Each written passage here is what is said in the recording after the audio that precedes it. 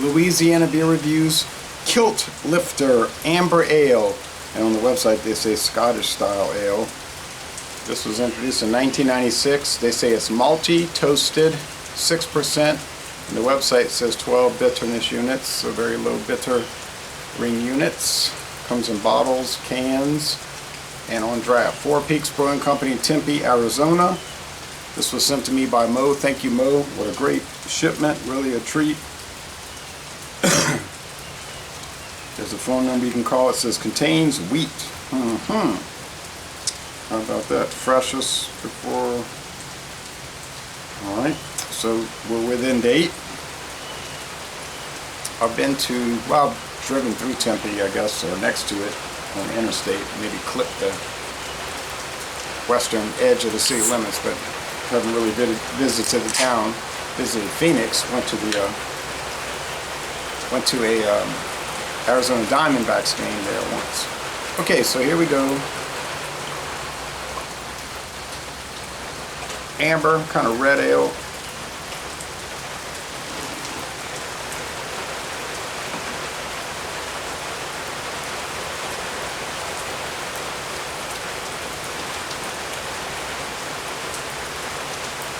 Can't sit outside because I have to sit under the porch because, as you can hear, it's raining. Probably see that too. Thankfully it's raining. We needed it. He'd rain about once a week at least, especially with this heat. Now it's I guess the color would be copper. Scottish ales tend to be copper. First time I had a Scottish ale, Scottish style ale, was in 1996. There was a company that used to be in Louisiana called Rick and Jack's, and they had one. It was called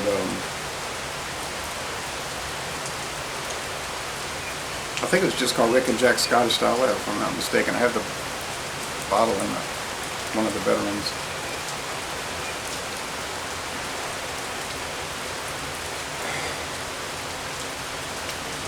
There's one from Oscar Blues,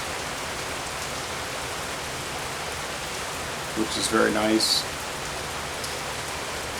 which we don't really get their beers around here anymore. A little bit of bread crust aroma. There's not a whole lot of aroma here. Now the appearance, besides the color, is clear. I can see through it. It's like a brown glass globe, leaving a little bit of lacing. I don't know why they add wheat to it. Alright, everything's got to have wheat these days. Let's go with the taste. Cheers.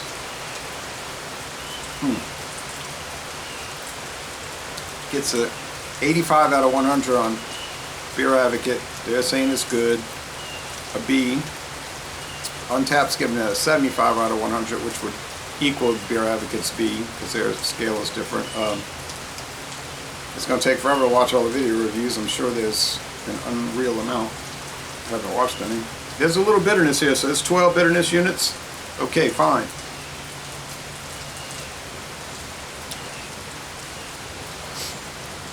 But it's coming across like it's double that, 24. So really, in a real world taste, it's 2 out of 5 bittering units. Not a bitter beer, but there's bitterness to it. Sweetness scale.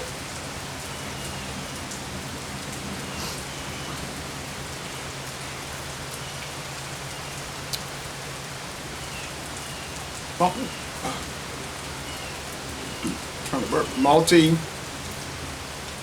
pretty sweet. 3 out of 5 sugar cubes. Let's say 3 out of 5. Medium body, mostly dry finish.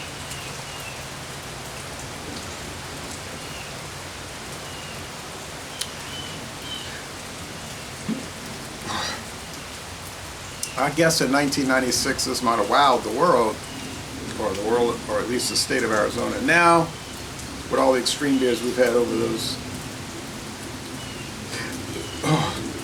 28 years, it's just going to seem plainer. I guess the wheat just gives it a little more body, and gives it a little softness. There's bread crust here. Lots of bread crust.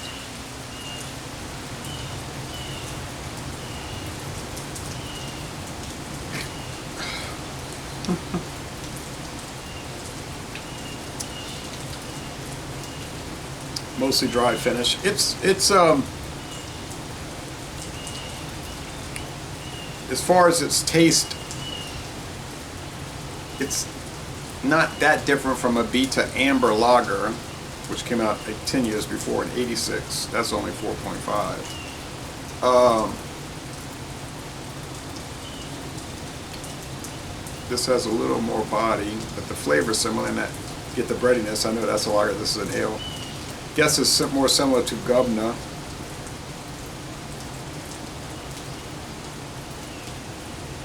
Old Chub, I mean to say. I'm thinking of a different one. Good night. Old Chub, right? Isn't that the one from Oscar Blues? I'd like to do a side by side, but Old Chub is, like I said, all Oscar Blues is not totally left Louisiana, but has mostly left Louisiana. Every craft beer outlet used to sell it now, maybe 3 or 4. Yeah, the amazing thing about this beer is they're listing it at 12 bitterness units, was definitely coming across double that. So, can't explain it, but toasted, yeah, I get that. It's a lot of, I keep talking about bread, and there's a lot of toast flavor. Well, the rain is subsiding.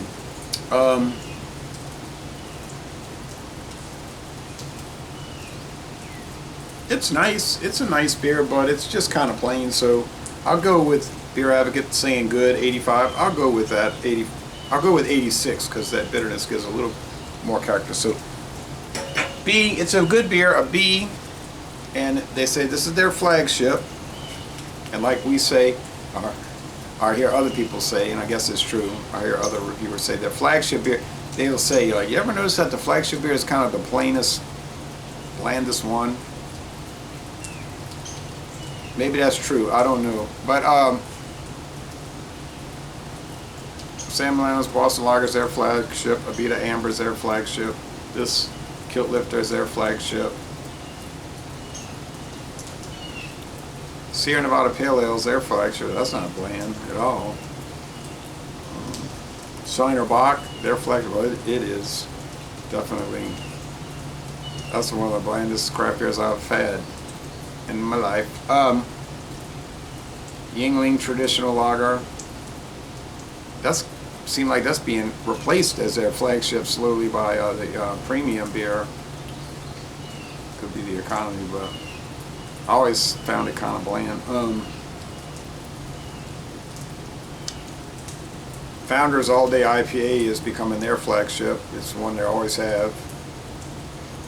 It's about the only session IPA I like because it has some flavor. It makes it tolerable, whereas most session IPAs to me are just awful.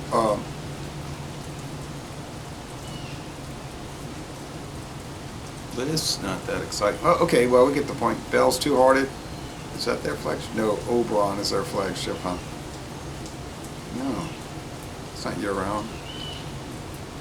It's kind of bland. Alright, enough of that. So, a B. Lazy Lay, Bon Ton Relay. A good beer. Nothing to jump for joy over, but nothing to turn down. And thanks again, Mo. And I'm going to end this review by saying y'all go to Tempe, Arizona, and take a Four Peaks brewery tour.